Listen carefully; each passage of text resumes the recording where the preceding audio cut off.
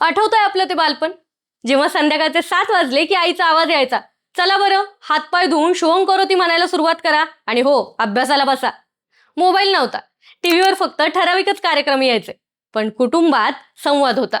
आज मात्र आपण एका सोफ्यावर बसून एकमेकांना व्हॉट्सअपचे मेसेजेस करतोय आणि याच हरवलेल्या संवादाला परत आणण्यासाठी अहिल्यानगरच्या राहुरी नगरपालिकेनं एक क्रांतिकारी पाऊल उचललंय. सध्याच्या धावपळीच्या जगात पालकांना मुलांसाठी वेळ नाही आणि मुलांना मोबाईल शिवाय दुसरं जगच नाही. सोशल मीडिया, गेमिंग आणि टीव्हीच्या अतिवापरामुळे तरुण पिढी भरकटत चालली आहे, असं मत राहुरीचे नवनिर्वाचित नगराध्यक्ष भाऊसाहेब मोरे यांनी मांडलं.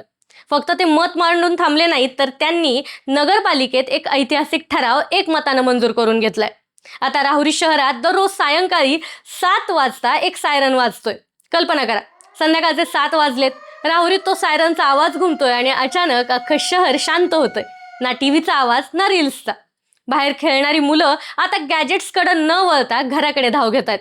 घरातला तो कर्कश असा टीव्ही शांत होतोय आणि त्याची जागा शुभंकरोतीचे ते मनाला शांत करणारे श्लोक घेत आहेत.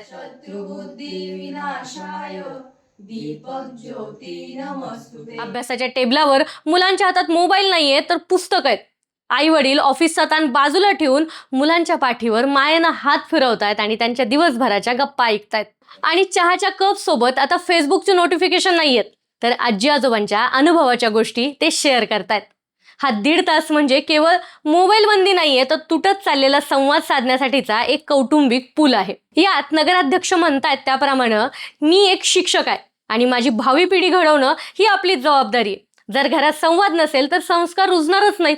मोबाईलनं आपल्याला जगाच्या जवळ नेलं असेल, पण आपल्या माणसांपासून मात्र दूर केलंय.